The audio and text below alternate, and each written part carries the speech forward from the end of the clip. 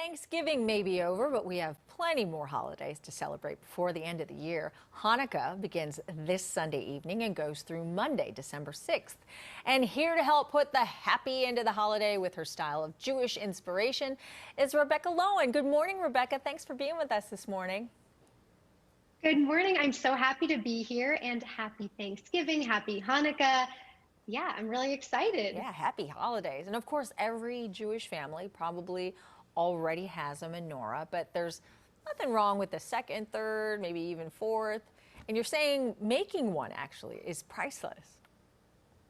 Yeah, so I offer a lot of different Jewish inspiration and lifestyle ideas on my blog, and one of them is a DIY menorah. And so in previous years, I've actually made a menorah out of marble. I use scrap marble. You can buy like tiles and create, there it is, Oh, wow. create menorahs out of that. There's so many things that you can do. I think that this is something that people might be nervous to approach as a DIY, just because the menorah is the centerpiece of the holiday. It's a sacred ritual object, but truly it's totally fine to DIY. In fact, I think that it adds a little extra something special when you do so. Yeah. Is there anything in particular that people need to do to make sure that when they're making it, that it's safe? That's a very good question. So I wouldn't make a menorah out of paper, for instance. That might not be a good idea. You know, something that's flammable. I guess if you were not intending to light it, that would be fine. But if you are going to light it, I would stick with materials that are safe, non-flammable. So again, this stone menorah that I created is really easy. The DIY is on my blog. And there are so many other options. You can make menorahs out of food, out of anything, really. Just get creative. Well, speaking of food, let's talk about food like latkes. How can we recreate your latke board? Yeah, okay, so this is really fun. One of my favorite ideas. And I think the big trick here is to put out your toppings first. Obviously, this is just a fun board that people can approach and add whatever toppings they want onto a hot latke. So I would just suggest put out the toppings, whatever you'd like. Again, get creative. And last, like right before your guests arrive, I would put those piping hot latkes onto the board. You can even do it while they are arriving, and you can also have them participate and make the latkes with you. Yeah. So in many ways, I would just call this a toppings board. Yeah, I was going to say, is that why you love serving it up that way? Because everyone can kind of make their own?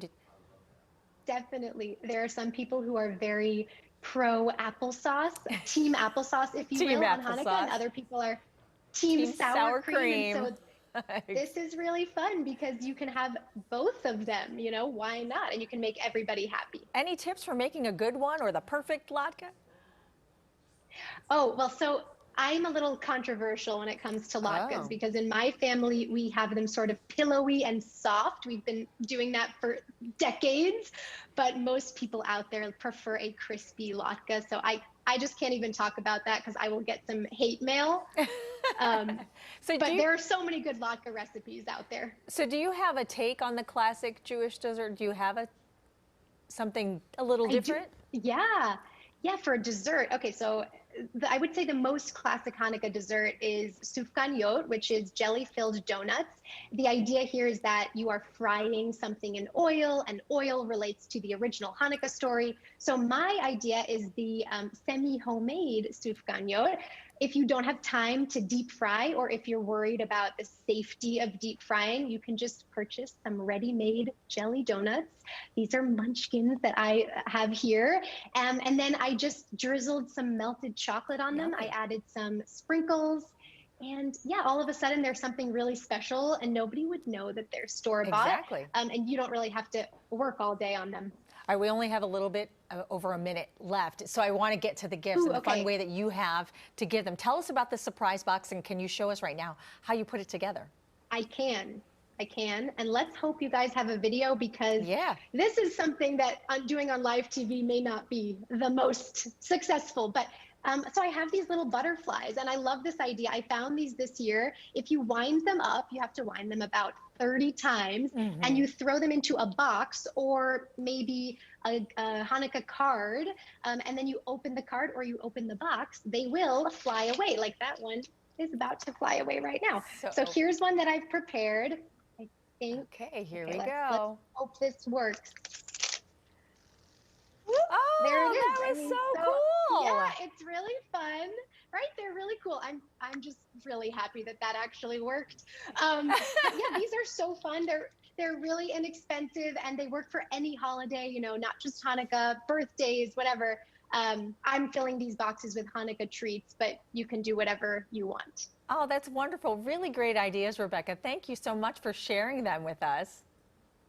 Thank you. This was so fun. Such a great way to start my day. Yeah, well, have a wonderful Hanukkah. And if you are not following Thank you. Rebekah on Instagram, then you're really missing out because you can also find her at RebekahLowin.com.